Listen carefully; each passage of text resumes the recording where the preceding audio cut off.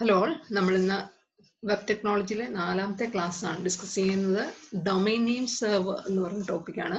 ഈ ടോപ്പിക്കിൽ നമ്മൾ എക്സാമിന് ഡെഫിനറ്റ് ആയിട്ട് പ്രതീക്ഷിക്കാവുന്ന ഒരു ക്വസ്റ്റ്യൻ ഉള്ള ടോപ്പിക്കാണിത്. അതുകൊണ്ട് മനസ്സിലാക്കാനായിട്ട് ശ്രദ്ധിക്കുക.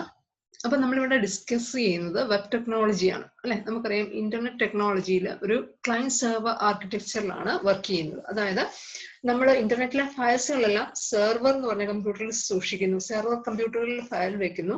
നമ്മൾ ഉപയോഗിക്കുന്ന സാധാരണ ഓർഡിനറി കമ്പ്യൂട്ടർ ക്ലയന്റിൽ നിന്നുകൊണ്ടാണ് സെർവറിലെ ഫയൽസുകളെ റിക്വസ്റ്റ് ചെയ്ത് നമുക്ക് ആവശ്യമായിട്ടുള്ള ഫയൽസുകൾ നമ്മൾ ആക്സസ് ചെയ്യുന്നതും നമ്മൾ സെർച്ച് ചെയ്യുന്നതും ഒക്കെ.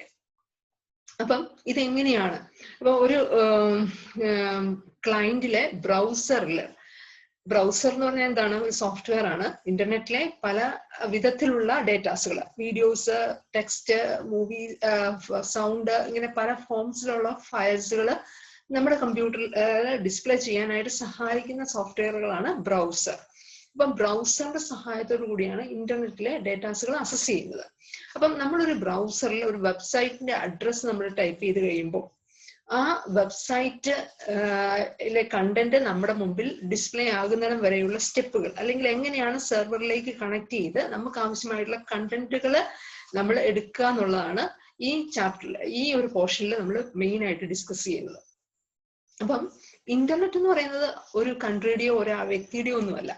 ഐക്യാൻ എന്ന് പറഞ്ഞ ഒരു സൊസൈറ്റിയാണ് ഇന്റർനെറ്റിലെ കാര്യങ്ങൾ തീരുമാനിക്കുന്ന, റൂൾസുകളൊക്കെ സെറ്റ് ചെയ്യുന്നതൊക്കെ ആ ഒരു കൺസോർട്ടിയമാണ്. അപ്പം നമ്മളൊരു ഒരു വെബ്സൈറ്റിന്റെ അഡ്രസ്സ് സെർച്ച് ചെയ്യുമ്പോൾ ഒരു ഡൊമൈൻ നെയിം എന്ന് പറഞ്ഞു കഴിഞ്ഞാൽ എന്താണ്? നമ്മൾ എല്ലാ എല്ലാ സെർവറുകൾക്കും ഒരു യുണീക്ക് ആയിട്ടുള്ള ഒരു അഡ്രസ് ഉണ്ടാവും. അതിനെയാണ് എന്താ പറയുക, IP അഡ്രസ് എന്ന് പറയുക. എല്ലാ ഇന്റർനെറ്റിൽ കണക്ട് ചെയ്യുന്ന എല്ലാ ഡിവൈസുകൾക്കും ഒരു യുണീക്ക് ആയിട്ടുള്ള ഒരു അഡ്രസ് ഉണ്ടാവും. അതിനെയാണ് IP അഡ്രസ്. ഈ IP അഡ്രസ് നമ്മൾക്ക് ഓർത്ത് വെക്കാൻ ബുദ്ധിമുട്ടുള്ളത് നമ്മൾ URL, സാധാരണ വെബ്സൈറ്റിന്റെ അഡ്രസ്സാണ് നമ്മൾ യൂസ് ചെയ്യുന്നത്. അപ്പം ഈ URL നമ്മൾ ടൈപ്പ് ചെയ്യുമ്പോൾ ഇതിന് google.com www.google.com നമ്മൾ ടൈപ്പ് ചെയ്യുന്നത് അതൊരു URL ആണ്, വെബ്സൈറ്റിന്റെ അഡ്രസ്സ്. അപ്പം ഈ ഗൂഗിളിന്റെ സെർവറിന് ഒരു നമ്പർ ഉണ്ട്, IP അഡ്രസ്. ഈ IP അഡ്രസ്സും ഈ URL നമ്മൾ കണക്ട് ചെയ്തിട്ടുണ്ട്. അപ്പം ലോകത്തിലുള്ള ഈ സകലമാന സെർവറുകളുടെ അല്ലെങ്കിൽ വെബ്സൈറ്റുകളുടെ URL-ലും അതിന്റെ ഈക്വലിന്റെ IP അഡ്രസ്സുകളും സ്റ്റോർ ചെയ്തിരിക്കുന്ന, ടാബുലർ ഫോമിൽ സ്റ്റോർ ചെയ്തിരിക്കുന്ന ഒരു സിസ്റ്റമാണ് ഇത്.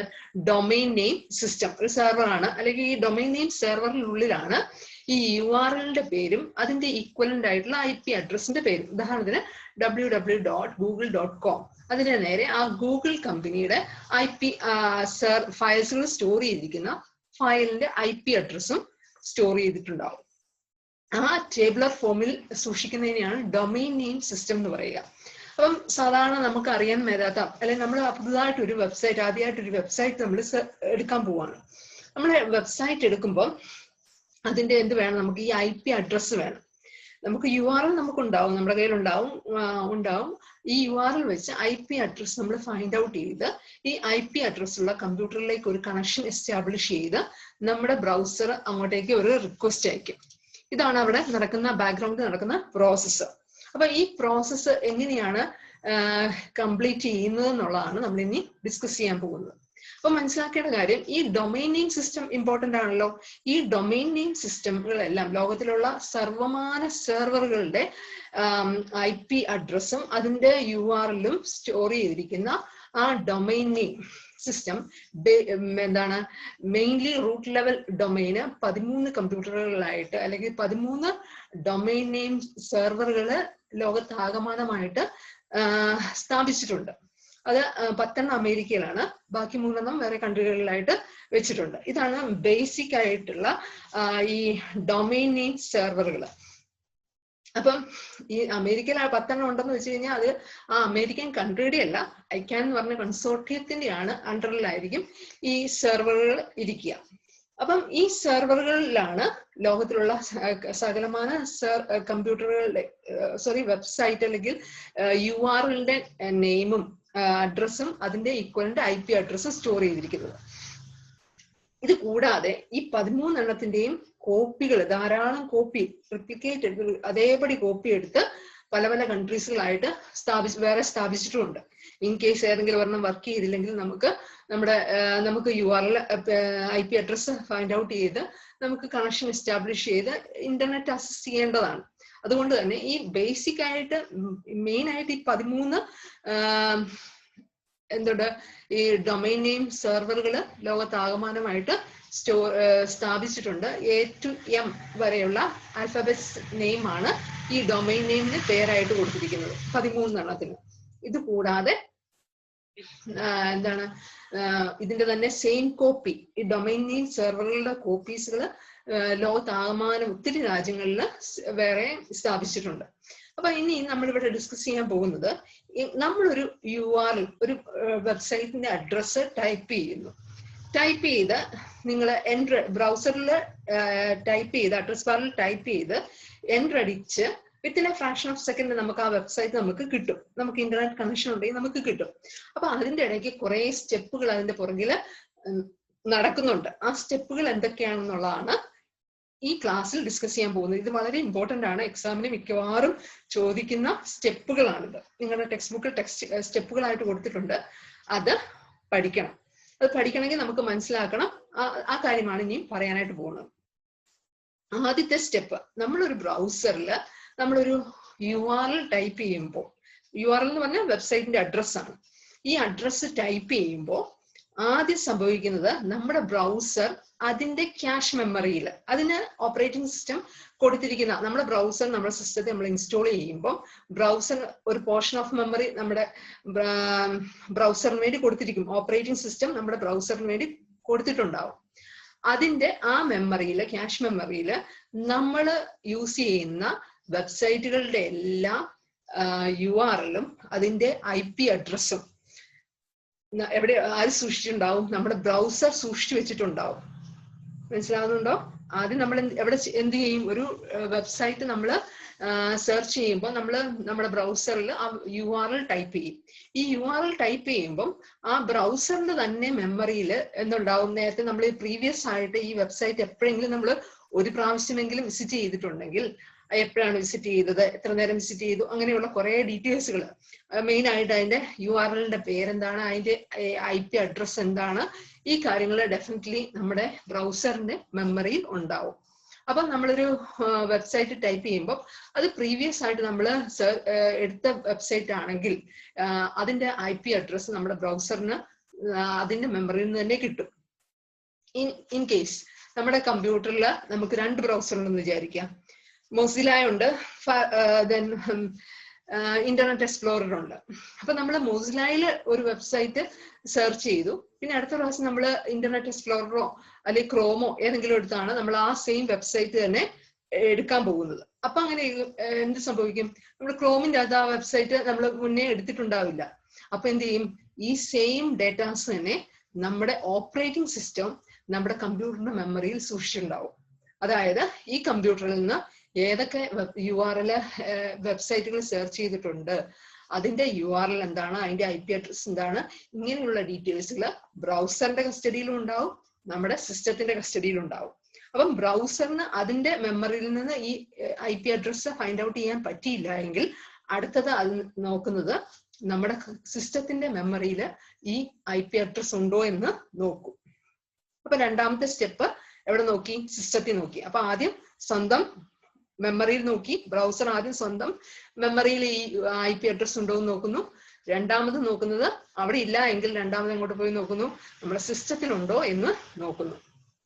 ഇനി നമ്മുടെ സിസ്റ്റത്തിലും ഇല്ല, അതായത് നമ്മളൊരു പുതിയ ഒരു URL ആണ് ഉപയോഗിച്ചത്, ഇതുവരെ നമ്മൾ കയറിയിട്ടില്ലാത്ത ഒരു വെബ്സൈറ്റിൽ നമ്മൾ കയറാനായിട്ട് പോവാണ്.